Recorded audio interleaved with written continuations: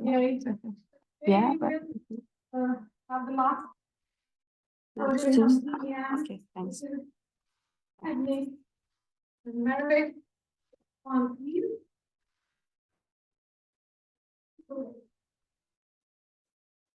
Hi everybody, I'm Mediha Merve and today we will talk about electron energy loss spectroscopy, ELS. ELS uses the energy distribution of electrons that pass through a thin sample. It analyzes the sample and create images with Z contrast effects and incorporate it into TM and STEM. And ELS uses the inelastic electron interactions with the sample. What is STEM? STEM is a scanning transmission electron microscope. In the conventional TM, images are formed by electrons passing through a sufficiently thin specimen, but in the STEM, the electron beam is focused to a fine spot, which is then scanned over the sample in a raster illumination system constructed so that the sample is illuminated at each point with the beam parallel to the optical axis. This makes them suitable for the analytical techniques like dark field imaging, EDX, and ELS. STEM is a conventional TM equipped with additional scanning coils, detectors, and necessary circuits, which makes it to reach both STEM and TM. Amount of energy loss can be measured via electron spectrometer and interpreted in terms of what caused the energy loss. This is the ES spectrum. The three peaks are important for us in the ES spectrum: zero loss peak, low loss distribution, and ionization edge peak. Zero loss peaks can be obtained from the electrons that have not lost energy, and low loss distribution can be obtained electrons interaction with the bound electrons of sample. And ionization edge can be obtained from the electrons interaction with the tightly bound core electrons of the atoms. We can obtain some properties from the other peaks also. For example, from the zero loss peak, specimen thickness can be obtained. Plasmon peaks, valence conduction electron density can be obtained. And from the low loss distribution, optical response can be obtained. Near zero loss features and structural interval transmission informations can be obtained. And core loss edge, elemental compositions, and LNES, I will mention about this one later, and bonding and oxidation state information can be obtained. What is the difference? Go back to slide, first slide, presented. Okay, guys, so emphasize on some things here.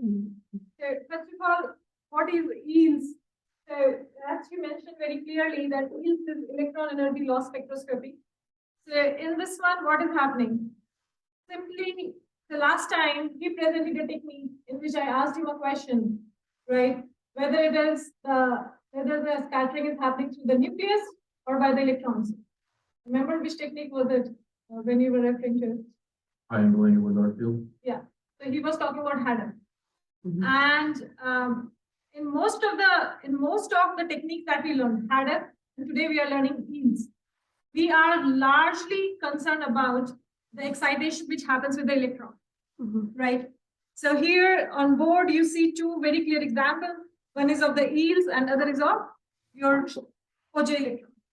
So what happens in both of them? So in OJ electron, so in EELS, simply your electron is coming, it is interacting with the outer electron, and you have the information because there would be electron energy loss. So electron that is coming, it is losing energy by this interaction here. Whereas in OJ, what is happening here? In OJ electron is generally what happens is that you have an outer electron and you knock it out, and then it goes to the inner one, releasing an X-ray. So this is the two things, but we are today here in this part, the EELS part. Now, it's very intuitive, this technique now. How? Because it is concerned with the outer electrons. So that means you can know about the information about every element.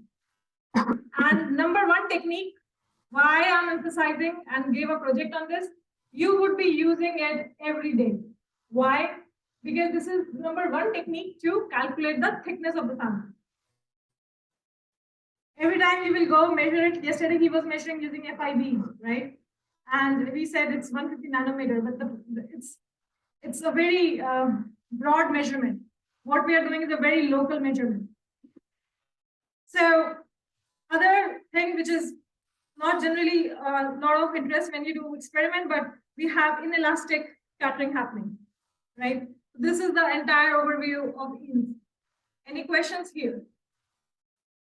And here we talk about Z contrast effect because it gives the information about Z, right? Mhm.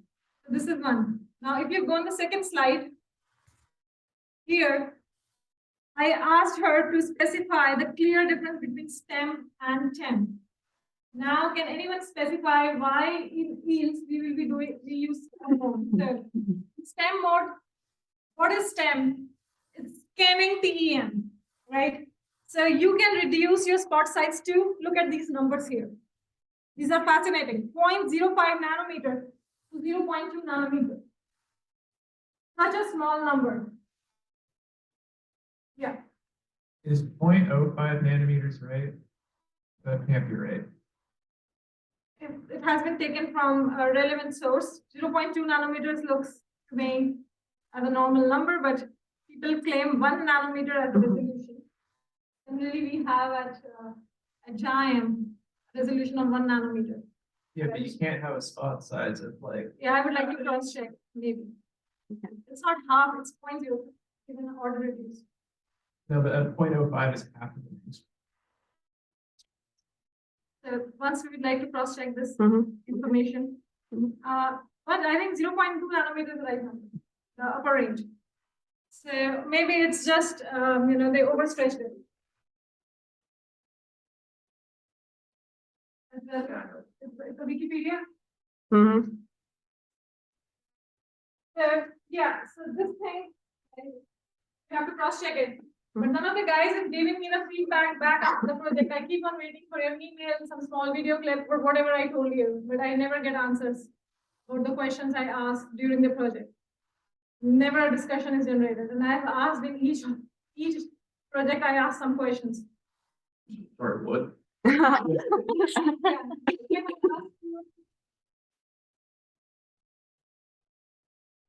I recall questions like during the presentation. So, yeah, generate a discussion. I think I also mentioned in your time. Yeah, no, you're thinking like a written response. Discussion on Canvas would be good. Mhm. Okay, it Yeah. sounds like an relevant question.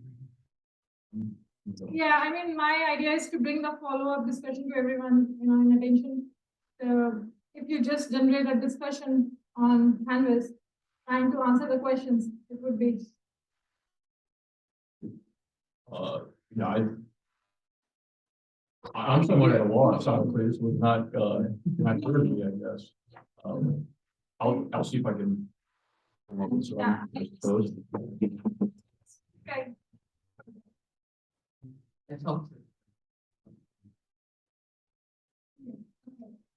Cool. So no, it's just a reminder. So yeah. So this is one of the things that you would cross check and maybe write some points and that why is the spot size so small.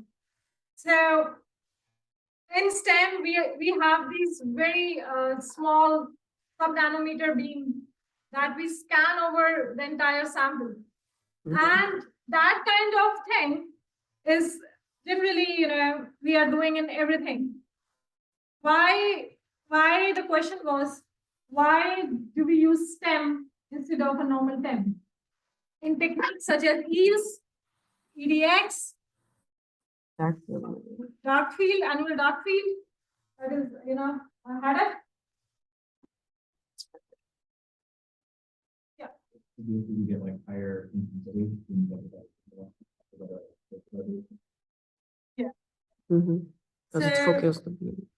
here we are looking for information within the pixel of your image. Mhm. So, to have that kind of contrast, it's good to have these small beams, because you can control the volume, which is giving you the information, right? So this is, everything is done in a STEM mode. Now, in the next slide, she also emphasized something now. This is a typical yield spectrum that that you get for any sample that you put. So you just take your sample, you see that what is the thickness of your specimen for yields, guys? 100 to 500 angstrom. So for yields, Armstrong. Angstrom. So for Armstrong. yields, I'm sure. After 50 nanometers. I remember the slides that you showed, and in the thickness, it seems 100, between the 100 to 500 angstrom. This is another question you would answer in Canvas for us. What Okay. should be the exact thickness Okay. and why? Okay. So once you know the thickness of your specimen for yields, now what is happening? You take your specimen, do the stem mode, and once you do the stem mode, you get these energy loss, bigger spectrum. Now each peak represents a kind of energy loss for that has happened with when the incident electron it's in an inelastic interaction with your Z element that is present into your material. Now these interactions, so in a small where is your volume of interaction, there could be a silicon atom, carbon atom, your and the entire atomic table could be present, but let's say silicon and carbide that is present.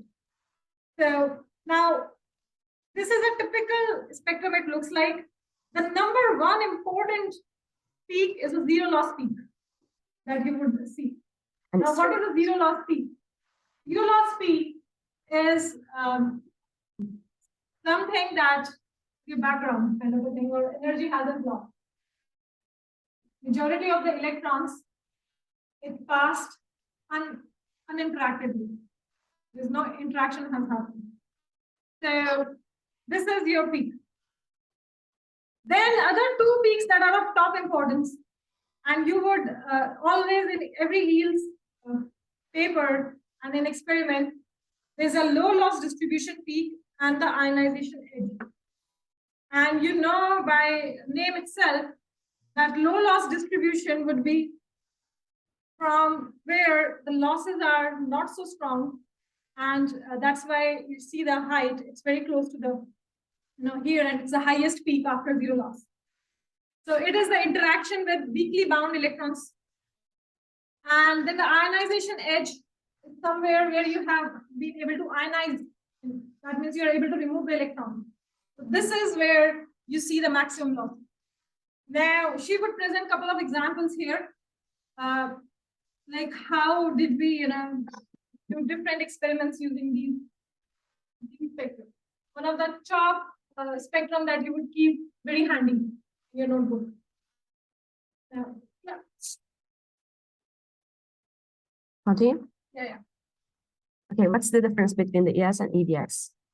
EDX is used to identify the atomic composition of material, and it's easy to use and sensitive to higher elements. Electron energy loss spectroscopy is more difficult technique, and atomic positions, chemical bonding, and surface properties can be measured by ES. It is best at the low atomic numbers elements, and it's best for the detection of the carbon, diamond, graphite, amorphous carbon. And also it can be analyzed oxidation states of the atoms by using ES.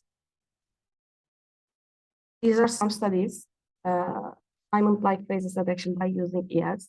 This study shows the diamond-like phases detection. And in this study, the system, boron carbon nitride system, were synthesized by them. And there is some CTH spectra of their samples. They compared their samples with the diamond and amorphous carbon and also graphite. And they said that only the difference, it seems only the difference seems that just absence of, or complete absence of the high peaks in the spectra. And it shows that NS spectra fits atomic, almost pure sp3 type atomic bonding. In here, this one is related to the carbon detection by using ES. And in this study, radiation-induced evolution of microchemistry was investigated because ion beam can cause sometimes changes of bonding, and carbon cannot be detected by using EDX. That's why the main reason to perform ES is to check if the ion irradiation has changed the bonding of silicon carbon grains. Irradiation can transform sp3 bonds to sp2 graphitic carbon atoms bond. But in here, it seems that this is the unirradiated curve. This is the irradiation after the irradiation. And it seems that there's no change. It's both shows the sigma peaks, and this proves that sp3 hybridized carbon peaks and ion in the irradiation cannot cause any changes in the sample. Chloritic carbon interface was also investigated, and again they show that there's a passage as pi peaks even after irradiation, and pi peaks indicates the presence of sp2 bonding, and there is no any other peaks like amorphous or sp3 hybridized peak in this study. TM images also confirms the result obtained from the ES. Bright field images of the TM shows the carbon packages in the fiber, and they show that packets are highlighted using the red arrows or some circles, red circles and red squares in here. Now, before concluding it, this one here. We go back a slide further. It's very good that you put it right before. For this? Yeah. So this is an example. How can you apply these to your study? Now, what happens here is he presents a very good example here of carbon. In your material, you know, carbon has different phases. Now, we showed in the previous slide, we have a low loss energy peak. Now, such kind of peak, the information it gives you about its hybridization. Now, how do you relate to hybridization? If you remember, in CH3, methane molecule, you had sp3. Now, if I do to CH2, where you have sp2, can you relate to that kind of concept? sp3 hybridization and sp2 hybridization? So we had something like C. I'm not a chemist right at all, but you know, you have these kind of things where you have sp3, your outer shell of C goes with P, or you have sp2 kind of things. So is so powerful. What it is doing is, even with the carbon bond, it can tell you, because it's a low loss feature, that it can tell you that either your bond that is present, it is of sp3 nature or sp2 nature. Now, they did an example to testify it, and it's one of the most common experiments that you can also do. That is a zero loss peak is somewhere here that you get in the spectrum. Now you zoom, and you zoom at the region here, and depending upon the sample that you're using, if you're using something called cerium oxide or something else, what you will do, you will have in your library the entire reference yields spectrum. So you will have an idea that how does the yields reference spectrum looks for the sample that you're using. Now you go and you start collecting the yield spectrum. You see here that at low loss or something at something around 290, you start seeing a peak like this. For some samples, you don't see this peak. What does that tell you? That simply tells you that there is an extra peak, and this extra peak is responsible for some different kind of hybridization into your sample. That means by yields itself, you can know the change in the bonds. In the beginning, you had a pi bond, and now your pi bond is disappearing. But this is the comparison of different samples. It's not one sample that has changed that we do in my study. Yeah. That's like this.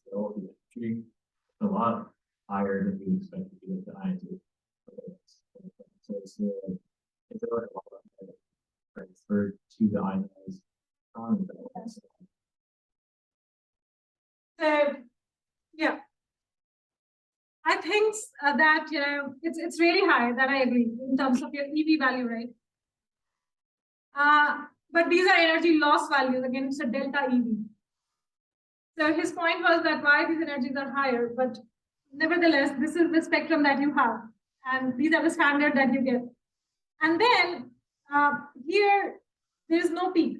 So my point is, it could be a classic Raman experiment that you see. You can see the changes in the bond, and you can see it by yields. So here, there are graphite, amorphous carbon. These are two main examples where you have in this one, you see that amorphous carbon here, there is a flat zone here because this sp3 is not present here. But in the graphite, you have little bit like your pi bond is strong, but you also have sp2 here. So like this, people, they try to fit it with different Gaussians and try to know the different hybridization which is present in your material, right? So this is one classic example. And it is there. Only difference is that pi star peak is almost completely absent and marginal broadening effect. Here it is totally absent in another sample. So if I go and look at diamond, there is no pi peak. At least some material can have both pi and sigma. Some material have only sigma, depending upon their properties. Now diamond is fully sp3 hybridized, so it is showing sigma. Now graphite, it is largely sp2 hybridized, but little bit of sp3 because it's very impure kind of material, not very pure. It's just something, you know what the graphite is. In your pencils, you have graphite. Now amorphous carbon, you know that it's all broadened here, mixture.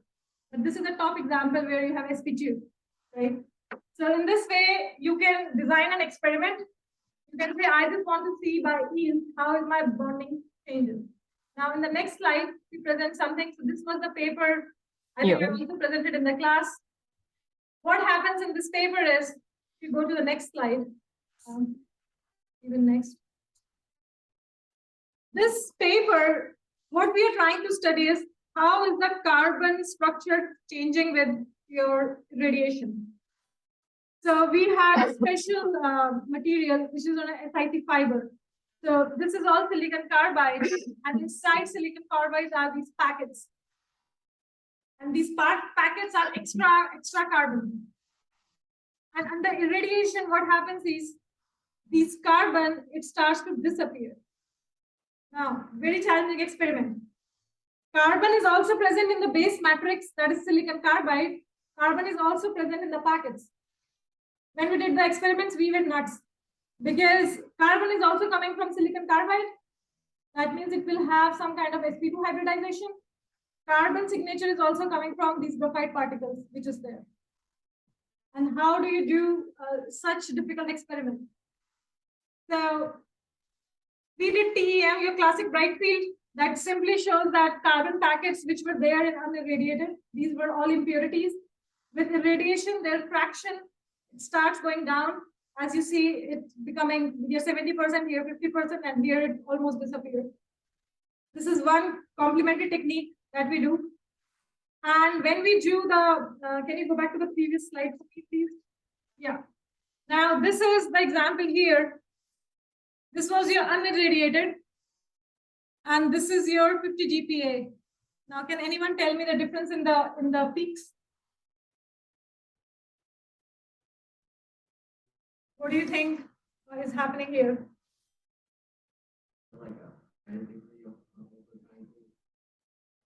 In 50 GPa? So, okay, any other high degree of amorphization? Any other comment here?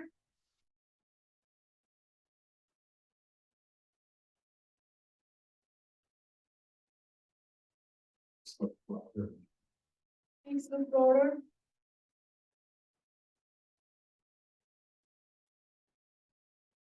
Any other? So a pi star peak here is observed at 288 EV, which indicates the presence of sp2, that is in the red spectrum.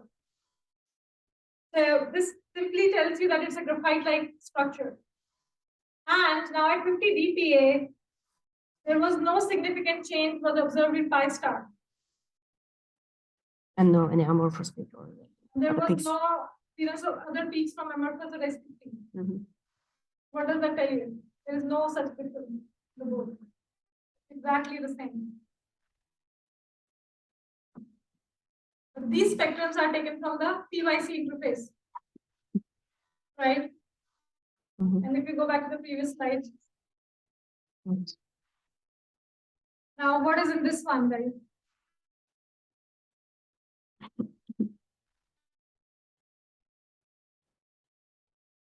Do you see the difference in the spectrums?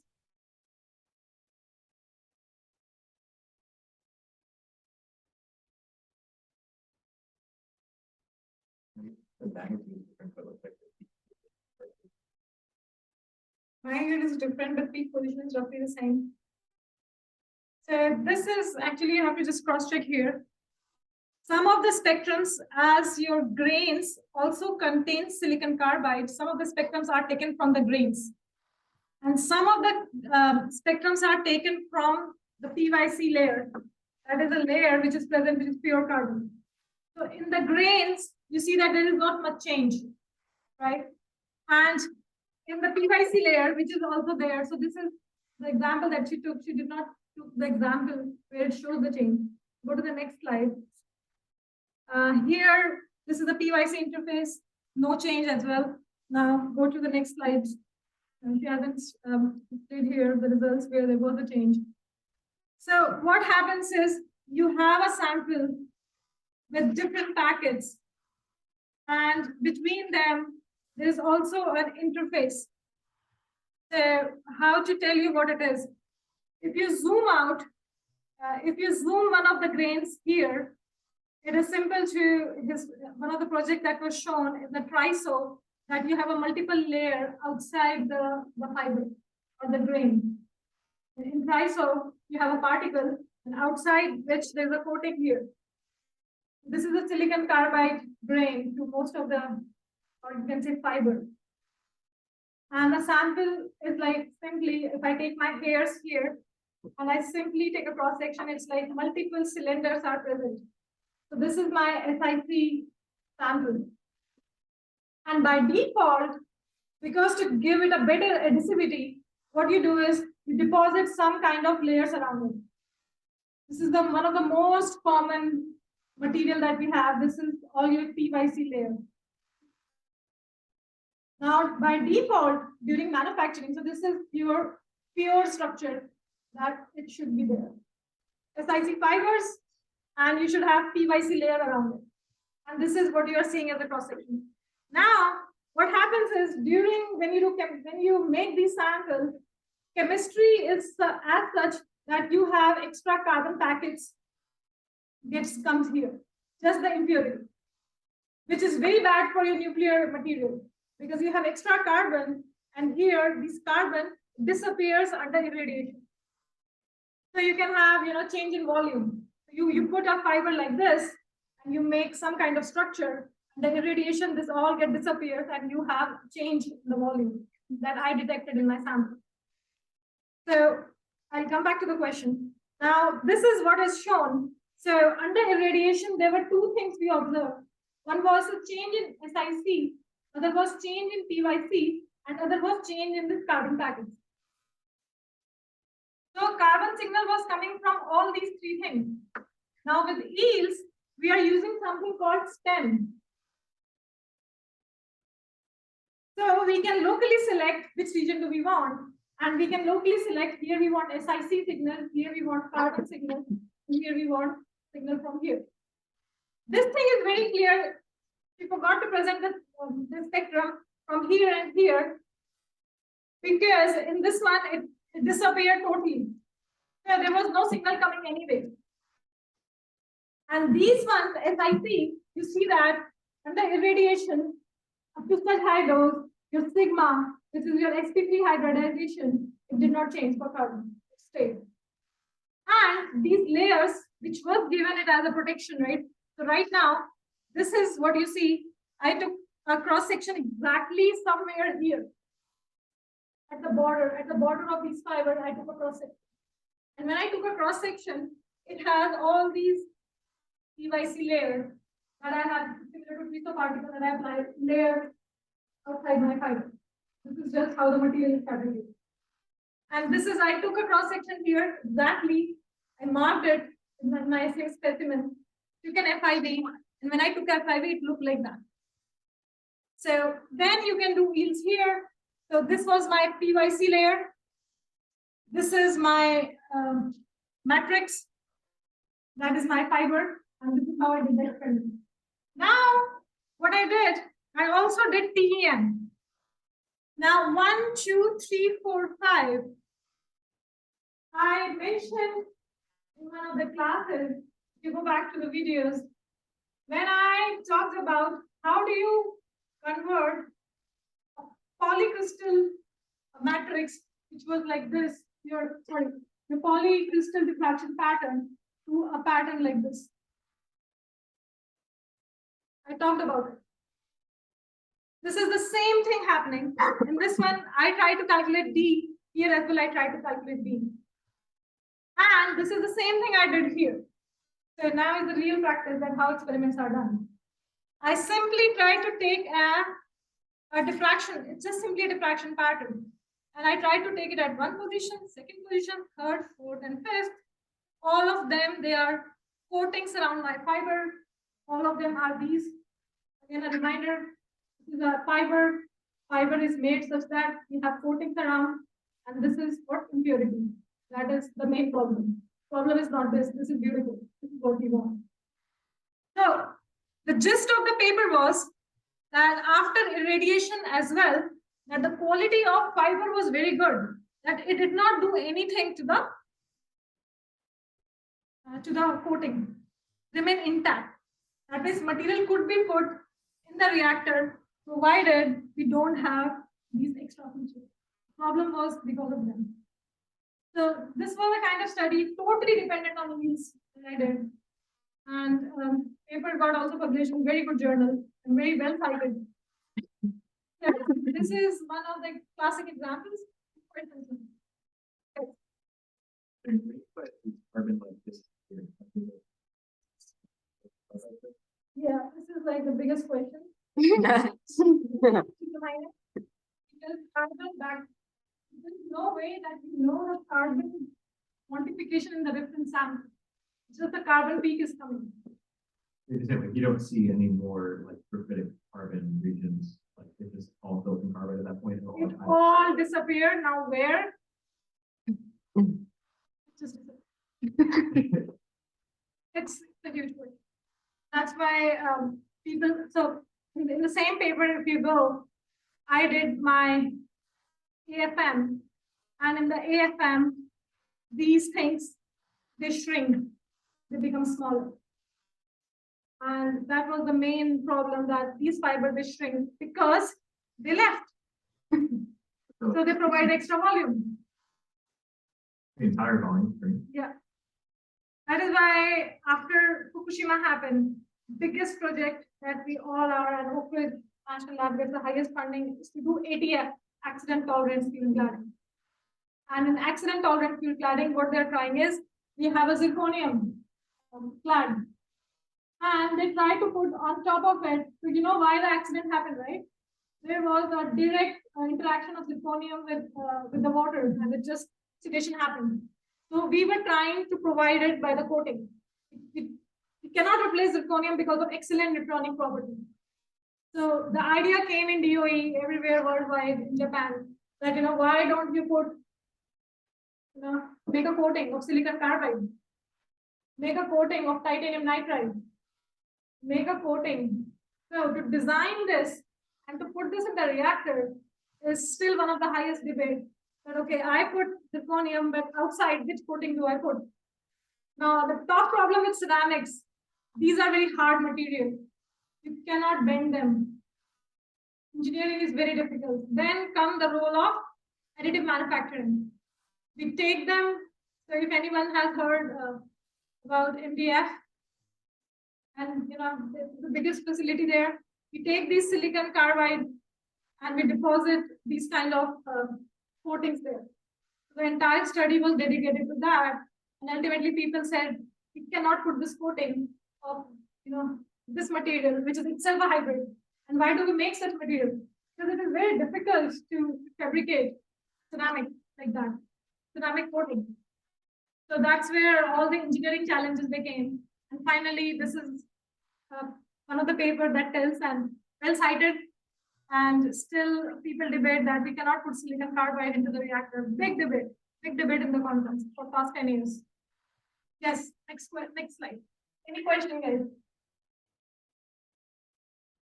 Okay. Okay, I will mention a bit difference a bit more.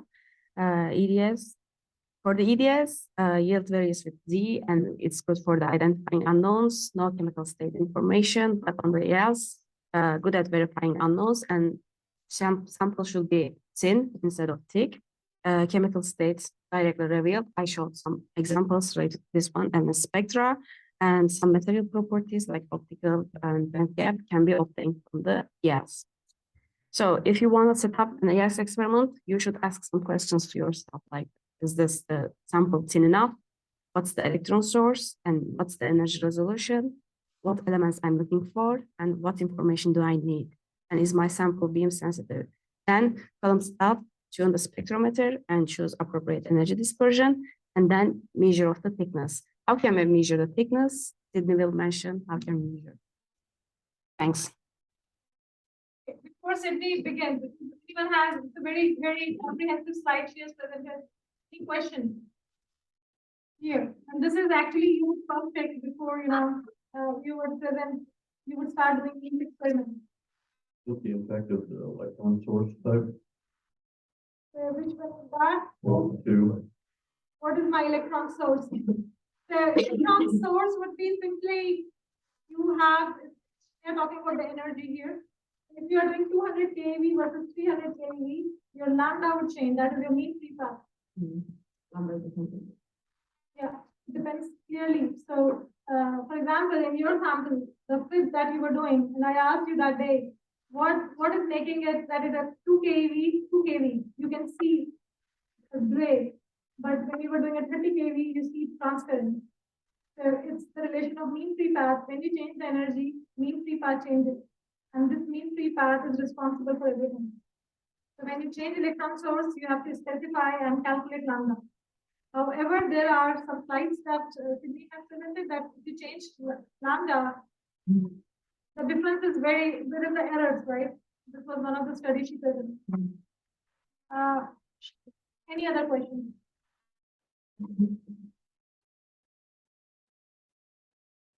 Is the beam sensitivity something about damage or? Exactly. Very good. So is my sample beam sensitive? Especially for the people who are from nuclear material. This is the top point. There are specimens. So, well, there are papers where we use energy of electrons in TEM to create radiation defects. Have you heard about it? That electron of TEM is used to create defects and study it. So that means for a large amount of material, and as I go in my career, and I just classify materials, I simply classify them, some of them as metals and most of them ceramics, and then there's a class intermetallic. And to me, in a lot of ways, copper, nickel, steel, they behave in the same way. And silicon carbide, zirconium carbide, titanium nitride behave in the same way in geo. And your intermetallics, they become amorphous. They behave in a very similar way. So these are 3-4 classes of materials you have. And if in one class of material you have already created defects, you assume that you created here as well.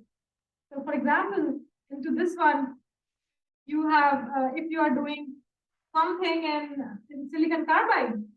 So in silicon carbide, people observe amorphization at room temperature. This is all coming from your any 540 class. I think I taught some of the classes where you can amorphize your material at room temperature. My Planck group, all the people we amorphize silicon carbide at room temperature, but still we use it. What is the reason, guys? Silicon carbide become amorphous at room temperature at a dose of 0.5 dPa. but we are still considering it for ATF.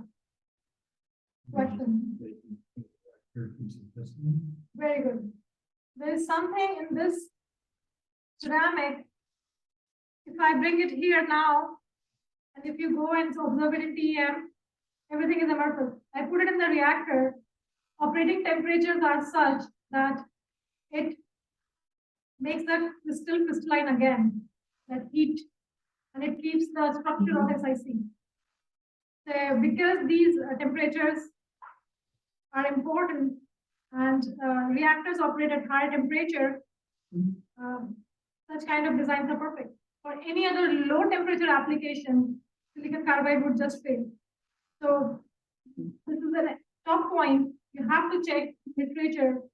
What should be your experiment energy that you're doing for yield? Should know that, do you create extra radiation effect? What are the extra radiation effects you can create? You can amorphize your sample. You can create extra point effects. What else you could do? This line phase transformation.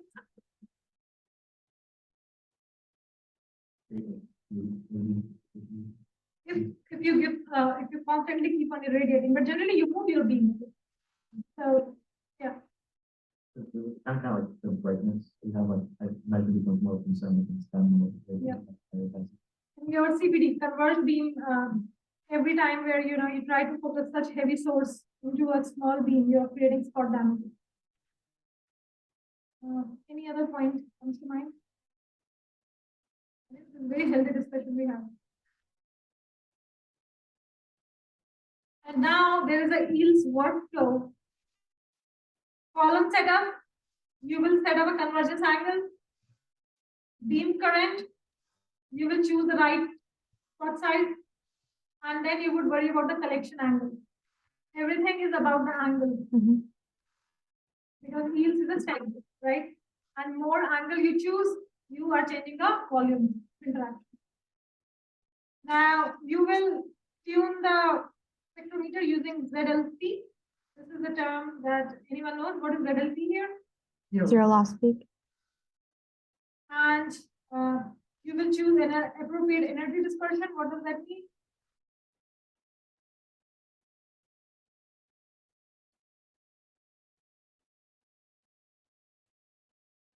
Guesses? So range of the possible energy range of your electrons you're collecting.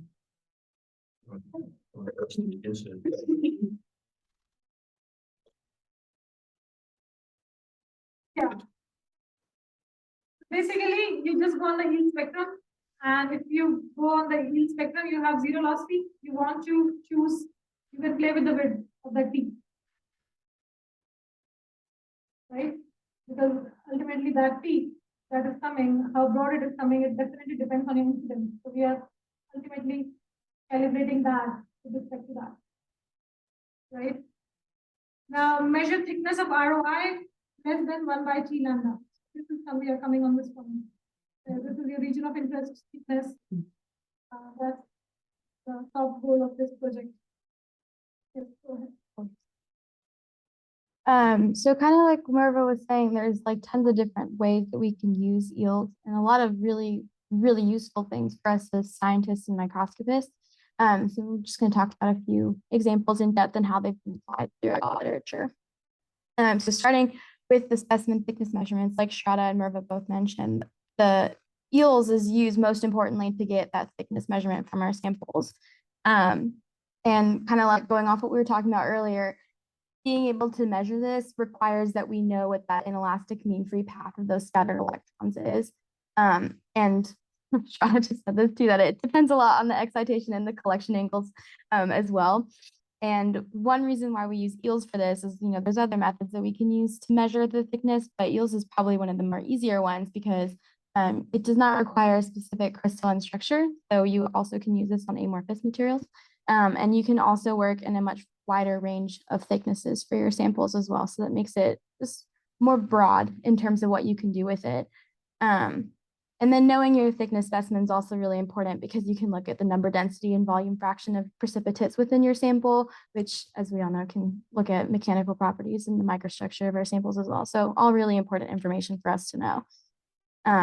So there are two methods that I've seen throughout papers of how to get this thickness measurement: the Kramers-Kronig submodel and the log ratio model. So we can talk about those. So the Kramers-Kronig submodel is a really nasty looking equation. I personally would not want to do that. But how it works is it analyzes the single scattering distribution, which is taken directly from the eel spectrum, by taking out that zero loss peak and any contribution that we find from plural and elastic scattering. So this kind of graph here is taken from the paper. It's showing more so kind of how they did it.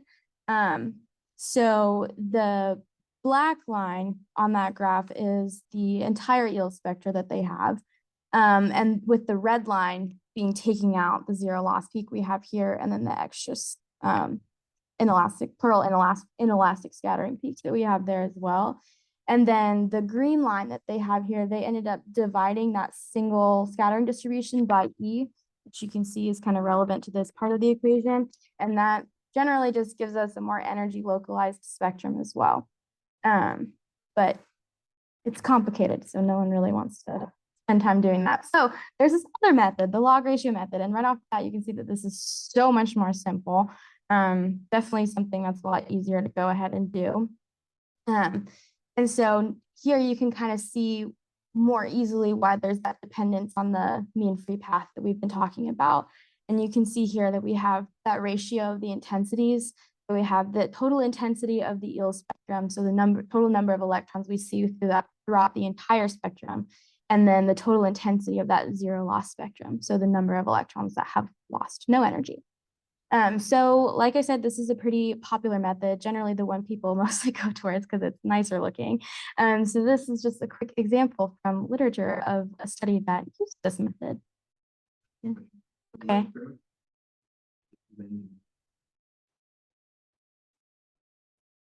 Yeah, I would say so. Okay, so this study was looking at aluminum, silicon, and iron, and they used FIB to fabricate these needle-shaped specimens. And it was determined to be beneficial to use them because the needle diameter can be used as the thickness at the center of the needle. So that kind of helps as like a base point. And then it was found that the accuracy of all these measurements that were taken were dependent upon the roundness of that cross-section of the needle-shaped specimen. So kind of what Shradha was talking about earlier about like the mean free path we can see here. So these are the results they got from just calculating it out, is that the mean free path here is very similar, if not identical in some cases, by calculating at different times, even with different collection angles that we see here. And so when you have this information, this is the results from the aluminum sample. So you can see the Haddith image of the needle at the top left and the eel spectrum for the different distances from the tip of the needle on the top right. And then you can see the zero loss peak, plasmon peaks, and the multiple scattering peaks that Merva was talking about earlier here as well.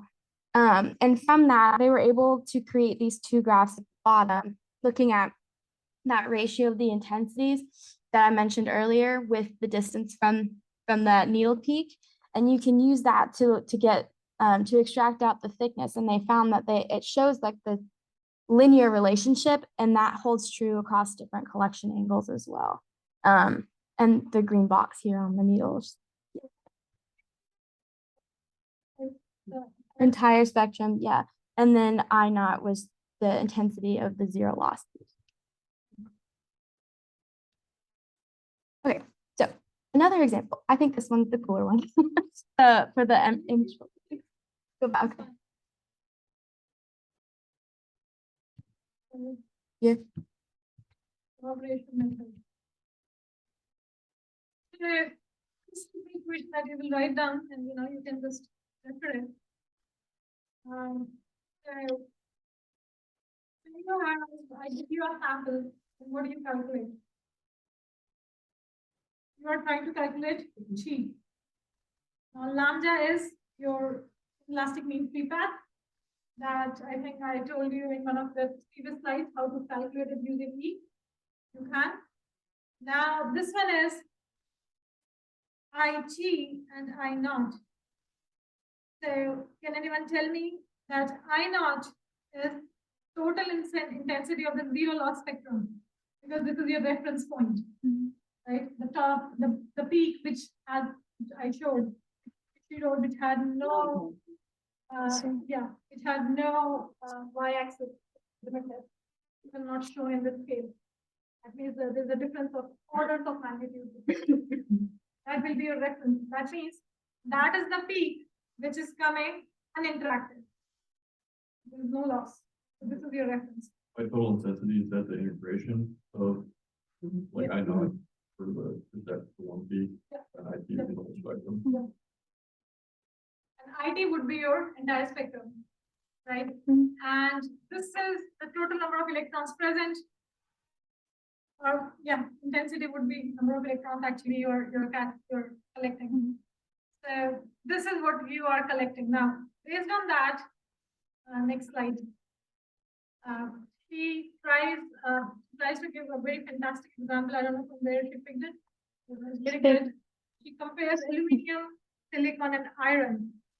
And she tries to tell that, these are all the needle shaped specimens. They were prepared using FIV. Now people are doing such fancy experiments with FIV. We only do very simple ones, that is to take bigger parts. And people are doing such precise experiments. Very cool. And what are we trying to do?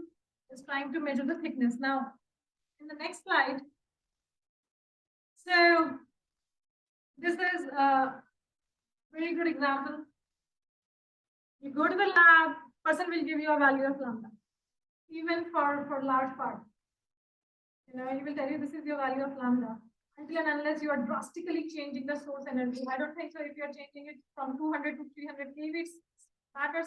But if you are changing from 300 kV to 60 kV, and there are a lot of electron microscope at HTML, and we analyze biological samples.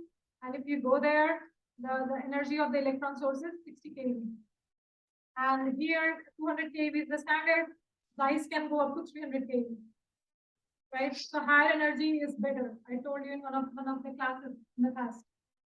And then, based on that, you are trying to calculate a lambda, and she tries to present a measurement here that it does not change as much. There's not a much change. So you can keep one value in mind of lambda, and which should be somewhere between, you can go and refer to the literature. In larger part, I see for aluminium, iron, and silicon, which is, with the Z value between 13 to 22 or something, 23, that's the Z value. So you are in the elements that you are trying to detect in a very close Z value. You are not going to palladium or some higher cerium. In this one, you see that this is the lambda that we're keeping. So this is, everything is in the literature, very well documented. You can find it, try to plug it the right number. Right. So this is now in the next slide. This is the beautiful spectrum that they did. The yields, they exactly know the difference between 40 nanometer and 136 nanometer. And it is very clear. Yeah, there is approximation when you do. Whenever I calculate the helium bubble density into my sample, I took an average value of thickness of my sample as 120 nanometers. And nobody ever asked me whether it is 150 nanometer or 180 nanometer. It's just something that it doesn't matter. So, more values, it matters in terms of, 50 nanometer. And if you write it even 80 nanometer and your results become better, we take it. Because there is a precision here. You cannot really do. Even if you try to calculate, you would be confused because values are so close. I think if I say 40 nanometer, 50 nanometer values are almost same. So that's why we have taken there's a huge interval of 100 nanometer here. And then you try to calculate it and you see a clear difference. So here, best for visual purposes is the difference between 40 nanometer and 1096 nanometer. And you clearly see these peaks. And zero loss peak is all overlapped, whereas your low loss peaks, you clearly see them. And this is, again, this ratio here. The ratio is higher for 1096 nanometer. Makes sense? It's bigger. Ln by I naught. Any question here why the ratio is highest for the thicker one?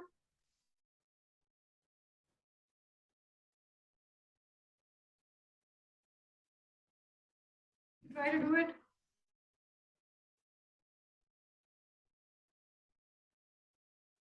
And then give the thick. Why?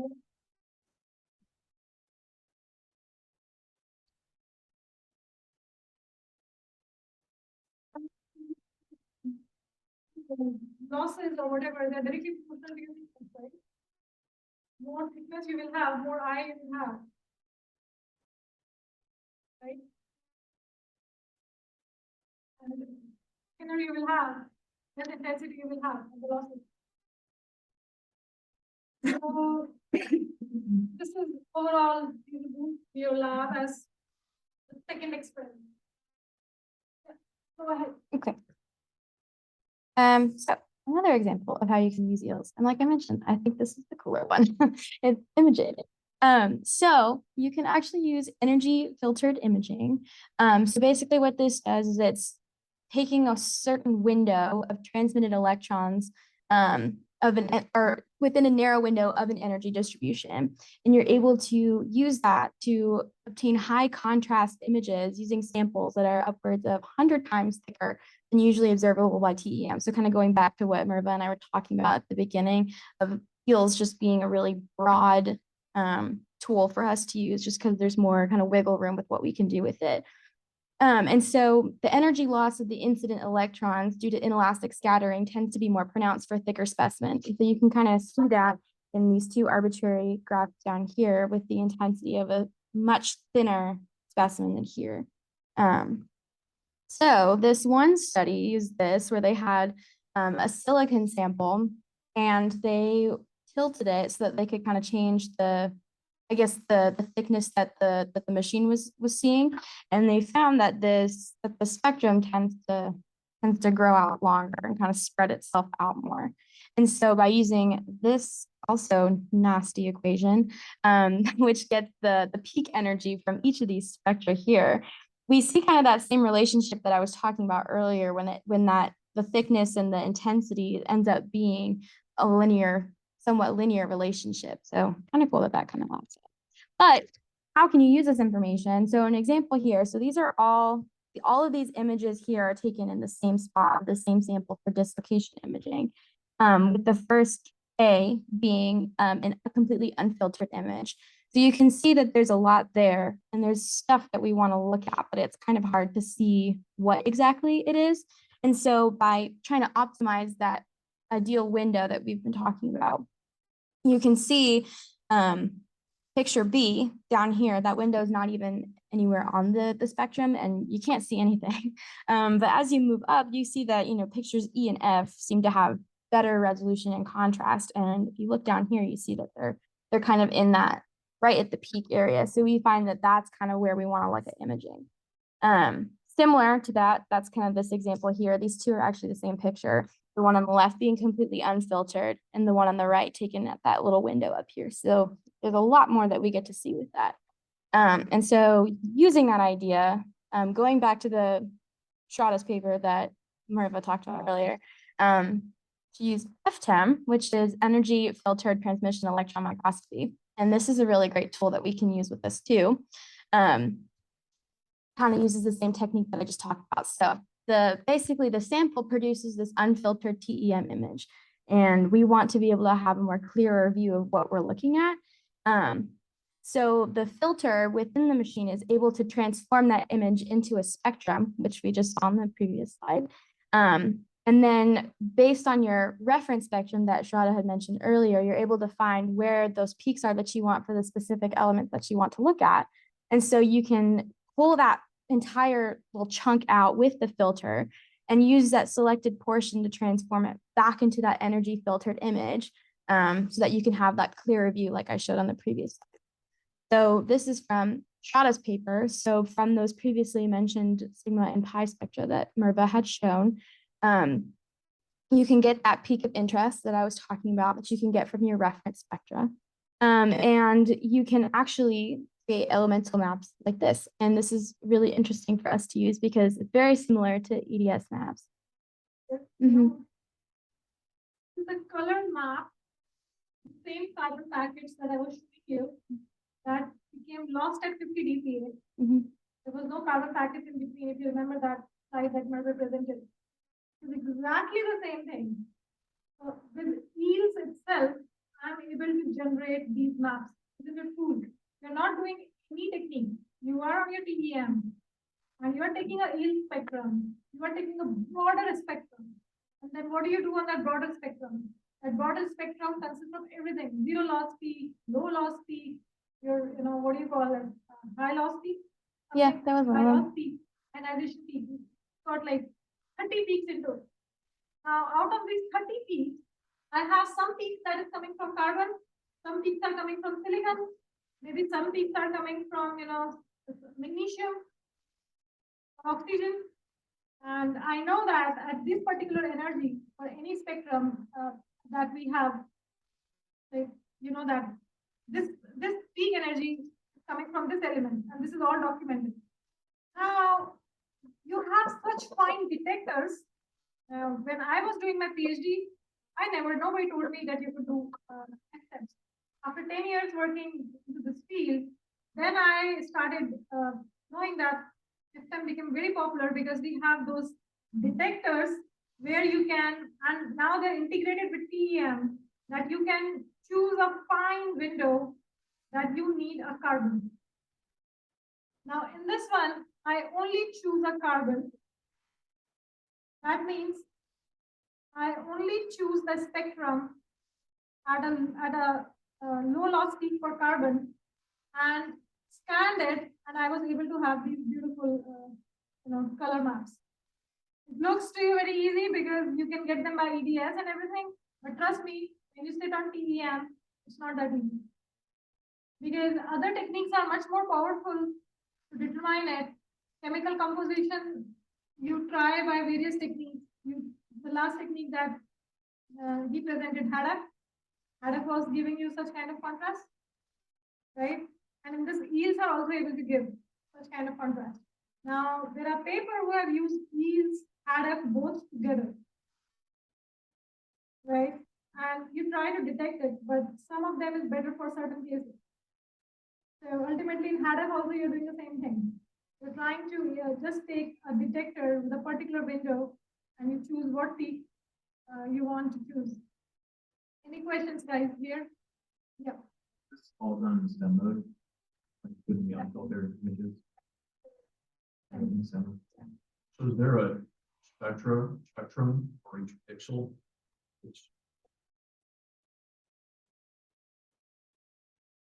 Very cool. It's cool. So when you do precipitated analysis and everything, it's super cool to just do FTEM on it. You do wheels, but we don't. I don't know if we have FTEM in Java. I did this FTEM in HTML with the help of a colleague. So this is the limitation every time we have, that all the microscope would not have all kind of detectors. So you need to contact other microscopes for that. Any other question, guys? Do you think you need a different set of detectors for doing FTEM than you would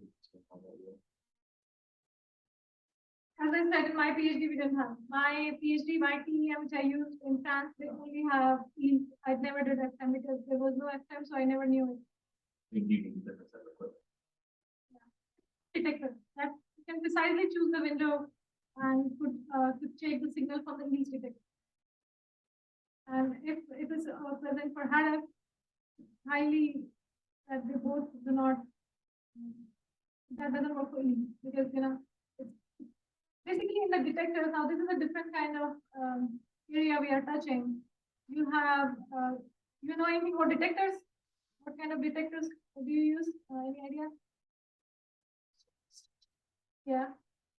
SILI, SILI detectors is a proper huge, it's a huge area in itself, huge area. And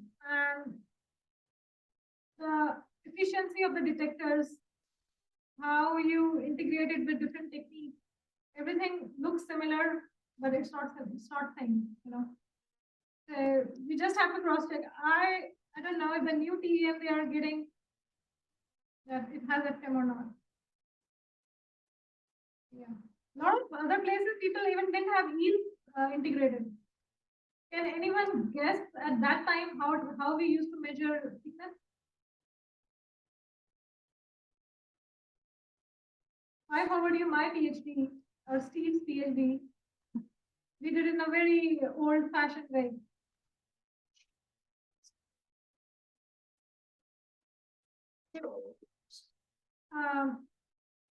So until there is no signal. That's a very coarse way of doing it. You won't be getting exact. I know what you're talking about. But it's a very coarse measurement.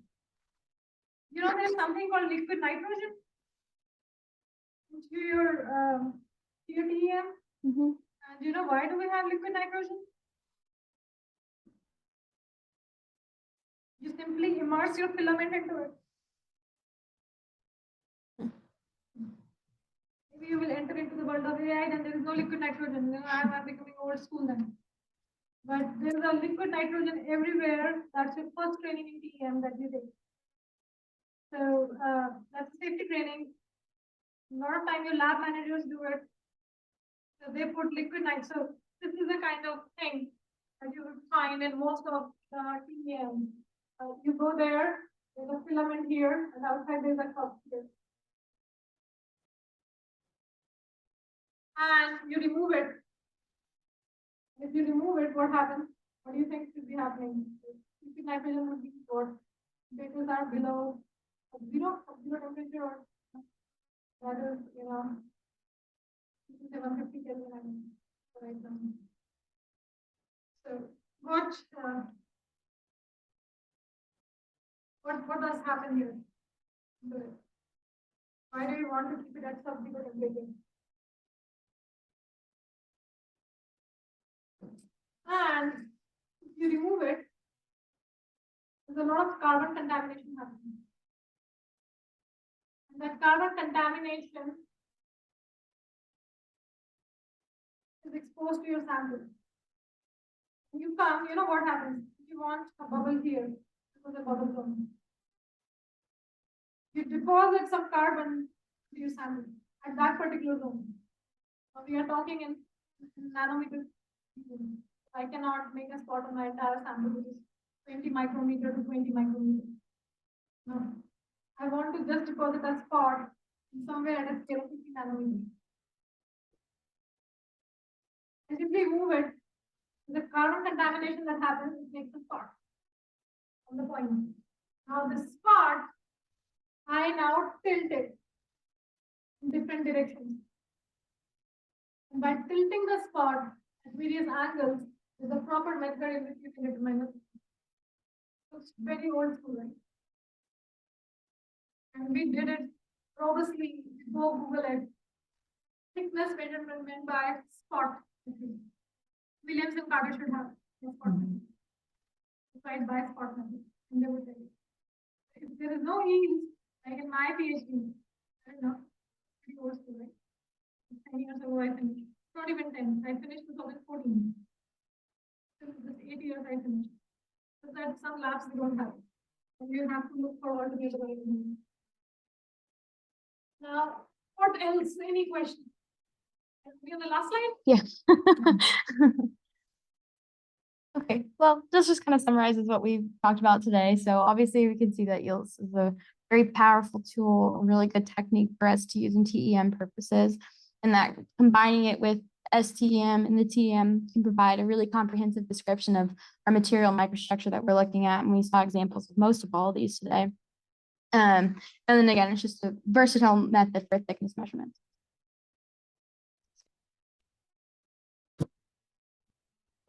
Okay.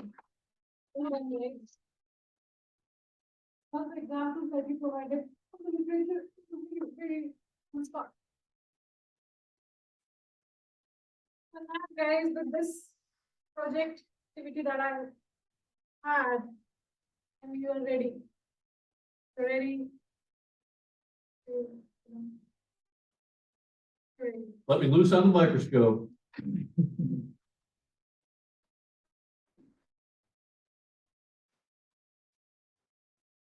Food. For helium bubble, which technique did we use? Electron.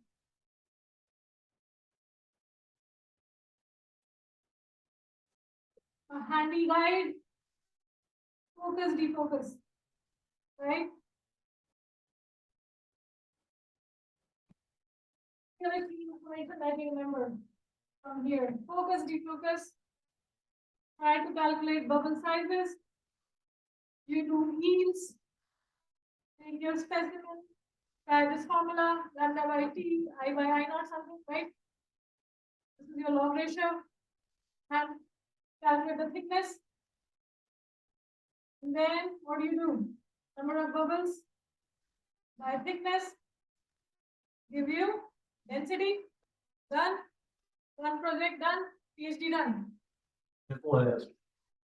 Simple. Mostly PhD. Challenge. This PhD.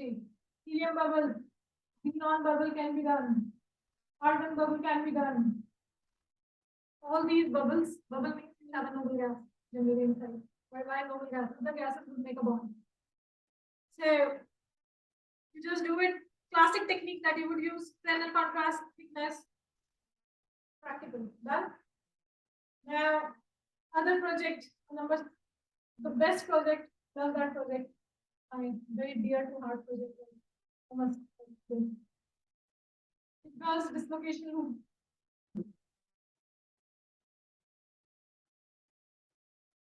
The number one approaches in literature to calculate dislocation loop. These days, people are lazy. We are more modern. We are more whatever you want. The people don't like because they call it modern because then they don't want to do G.B analysis. There are papers and literature. I can give you 20 papers. Everything coming from to promote something in the research. Then your colleagues, they would like to, stick on your head all the time. No. This is not possible. So this is how science evolves. Science, if you propose something, you will have 10 articles saying that, hey, these are the limitations of this technique. But that's how everything is. Our basic electron, you have Rutherford model, and it was neglected.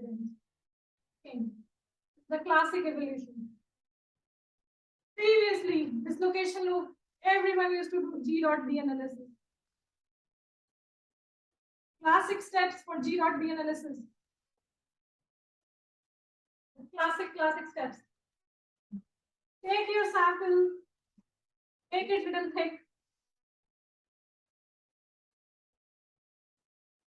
Should have Kikuchi lines on it. Number one rule that you will do on microscopes. These are handy guides. These are just handy. If you don't see Kikuchi lines, you cannot do G.B analysis. Take your sample, try to take it on zone axis. Try to take it. Then what do? You start knowing your zone axis orientation. Based on that, you keep on toggling between zone axis and your Kikuchi lines pattern. And what do you get? Complete diagram like this. Kikuchi line for any zone axis that takes you to, this is your zone axis, that can take you from one zone axis 1 to one axis. Okay. Try to take images along different G's here. Talked about it a lot. Calculate B. The final answer is that B. What technique that we are using here? Bright field imaging or dark field imaging. Other people, what they do? They say, hey, Shradha, this is old school. It takes me 20 hours per specimen to do it. We need many zone accesses. Why don't we do STEM? What is the problem with STEM? You take images only at the zone axis. What happens here? Density miscalculation. Number one problem. Why? You get dislocation loops of all different orientations present. Some of them could not be present because they are not in that zone axis. Tons of paper in literature, like you can open up, like everything comes from group of Characterization. You say the number one microscopist or top microscopist in a field. Here, he's in this area. You don't have him because he's the only one. So he always keeps on. You go, he will keep on showing you results. Hey, this is the problem. Here, this is the problem. Here, this is. You agree? Then they go conventional. Then there are papers where they will say density calculations are precise by determining. But for quick analysis, do STEM. Take it on zone axis, try to calculate dislocation loop. Now in the dislocation loop, you will have this coffee bean feature, this line feature, this open loop. To another zone axis, these features they change this. They're just handy guide handling. Become microscopic. Yes, the question. Is it possible to just carefully choose the zone axis such that you have pretty much all the dissipation visible if you decrease them, or is there some samples that just Second one is more true. It's just not possible. And then one thing, something that you will come to know, you will start talking about the principal zone axis. The second order, whatever term you use. So these are top principal, all 101, 111. These are like best. Now, third technique that we learned was precipitate analysis. Again, very, very important. Classic thing that we learned was coherent and incoherent precipitate differences. Techniques that we mentioned. First of all, bright field and dark field, diffraction pattern. What does it tell you? If you see overlapping of the diffraction pattern,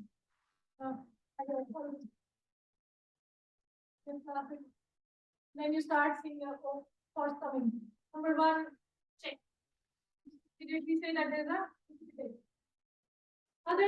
other checks? Correct? What do you do?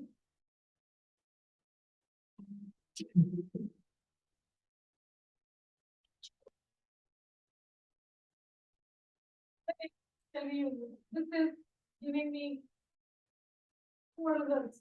What should I tell to my students? Do what? One, yes.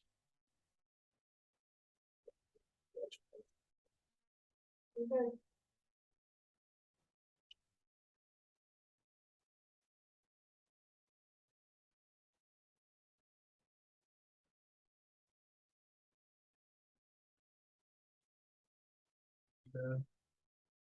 Yes, first was very fancy, right?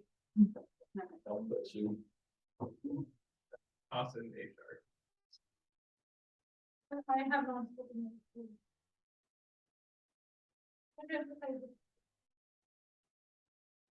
So these are the top techniques that you use. Adam and EDX, biggest thing that we get is Z contrast. Important, right? Precipitate analysis. I always call it a dirt. Silicon precipitate present, you have all kind of different mixed two type steel, you will go crazy. Names. So you do all these. This is fun. Liquid area, CBG. You want to control the interaction volume of term.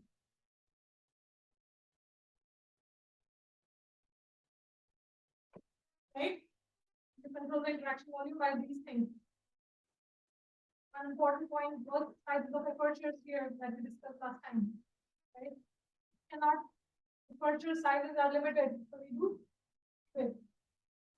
Now the fourth one that we do today was fields.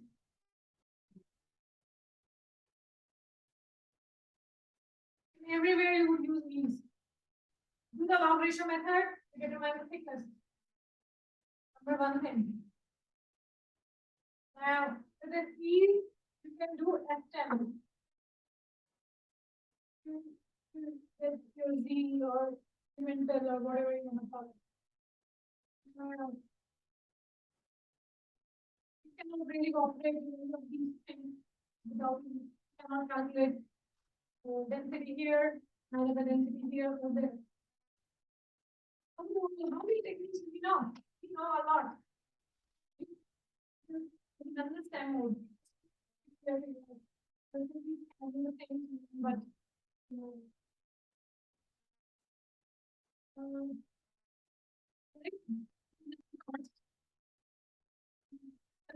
the speed. I've given so much information. Never thought that would be delivered. I'm glad for your participation. This was the only way I could think. I think I would be some of the videos we lost because the beginning when somebody people applied Zoom on my computer, they simply share the wrong screen. But the presentation, last presentation is there. It is one today also should be there. If I am able to make a decent video out of it, otherwise you guys have to give me videos and give the videos to you. So we conclude this important part next class, and then I would emphasize on high resolution TEM, again on 2 beam conditions, kinematic, dynamic. I wanted to teach one particular, but I would where I would orient this class to. You also have seen FID now, right? We start our TEM lab. I wait for Tommy to give me heads up. Wednesday, if I give you heads up in the morning, we are having a class. If I don't, then next. What else are we left with? We should be beginning with machine learning very soon. And we'll again be learning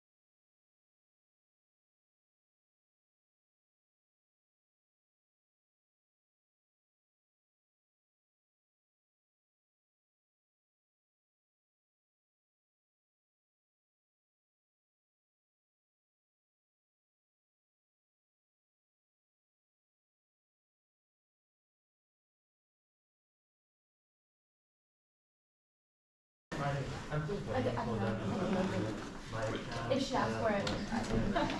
You get your account number. For your Or payment. Take advantage of the fact that you guys didn't have Thank a you. meeting today. Remind me if I don't Yeah, send took my your email. slot as well. Oh, so you used the whole slot, huh? I let go.